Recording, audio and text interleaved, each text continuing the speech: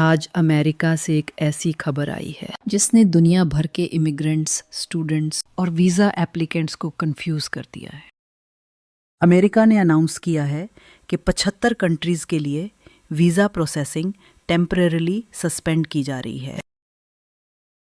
सवाल ये है, ये डिसीजन क्यों लिया गया? क्या ये परमानेंट है या टेम्पररी? और सबसे इम्पोर्टेंट, इंडियन और पाकिस्तानी डायस्पोरा के लिए इसका मतलब क्या है? आज हम बिना हाइप, बिना फियर, सिर्फ फैक्ट्स और एनालिसिस के साथ इस पूरी पॉलिसी को समझेंगे। रिपोर्ट्स के मुताबिक यूएस स्टेट डिपार्टमेंट ने कहा है कि अमेरिका कुछ वीज़ा कैटेगरीज के लिए 75 कंट्रीज में प्रोसेसिंग पॉज कर रहा है। इसका मतलब ये वीज़ा बंद होने जैसा नहीं है, लेकिन नए वीज़ा इंटरव्यूज़, अपॉइंटमेंट्स और अप्रूवल्स टेम्पररी डिले हो सकते हैं। इस खबर को सबसे पहले इंटरनेशनल मीडिया आउटलेट्स जैसे रॉयटर्स, नीम पर डिरपिया गवर्नमेंट का कहना है कि ये step security review, system upgrade और एडमिनिस्ट्रेटिव रीअसेसमेंट के लिए लिया गया है। अब असली सवाल, अमेरिका को अचानक ये करने की ज़रूरत क्यों पड़ी? इसके पीछे 3 बड़ी वजहें समझी जा रही हैं। पहली वजह, security and waiting review. America का वीज़ा सिस्टम ऑलरेडी काफ़ी कॉम्प्लेक्स है। रीसेंट सालों में डॉक्यूमेंट्स वेरिफिकेशन, बैकग्राउंड चेक्स और बायोमेट्रिक सिस्टम्स को लेकर काफ़ी प्रेशर आया है। गवर्नमेंट का कहना है कि कुछ रीजन्स वेटिंग प्रोसेस को अपडेट करना ज़रूरी हो गया है ताकि फ्यूचर रिस्क्स अवॉइड किए जा सके। इसका मतलब ये नहीं कि सब एप्लीकेंट्स रिस्की हैं, बल्कि सिस्टम को स्ट्रॉन्गर और कंसिस्टेंट बनाना है। दूसरी वजह, बैकलॉग और system pressure.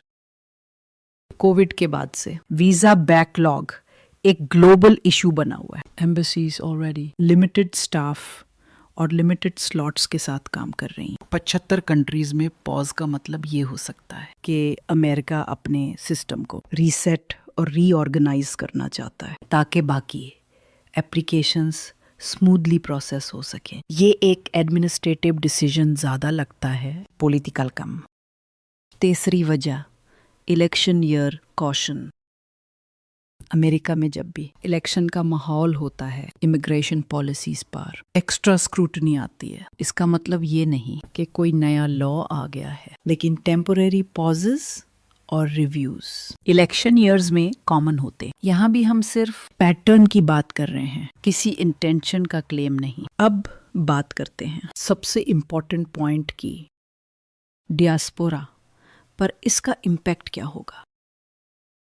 Indian and Pakistani applicants, अभी तक जो इंफॉर्मेशन है उसके मुताबिक इंडिया और पाकिस्तान प्राइमरी अफेक्टेड लिस्ट में क्लियरली मेंशन नहीं है, लेकिन ग्लोबल बैकलॉग और डिलेज का इनडायरेक्ट असर पड़ सकता है। स्टूडेंट वीज़ाज, फैमिली विजिट्स और टूरिस्ट वीज़ाज में वेटिंग टाइम बढ़ सकता है। अगर आप यूएस, यूके या कनाडा में रहते हैं और रिलेटिव्स के लिए वीज़ा प्लान कर रहे हैं, तो थोड़ा एक्स्ट्रा बफर टाइम रखना समझदारी होगी। क्या पैनिक करने की ज़रूरत है? शॉर्ट आंसर, नहीं। ये परमानेंट बैन नहीं है। ये किसी एक नेशनलिटी के खिलाफ डिसीजन नहीं लगता। ये ज़्यादातर सिस्टम लेवल एडजस्टमेंट है। हिस्ट्री देखें तो ऐसे पॉजेस अक्सर कुछ हफ्तों या महीनों में क्लियर हो जाते हैं। तो दोस्तों, आज की खबर ड्रामेटिक हेडलाइंस के पीछे इतनी ड्रामेटिक नहीं है जितनी सोशल मीडिया पर लग रही है। अमेरिका ने 50 कंट्रीज के लिए वीज़ा प्रोसेसिंग पॉज की, लेकिन इसको समझना ज़रूरी है कॉन्टेक्स्ट और स्केल के साथ।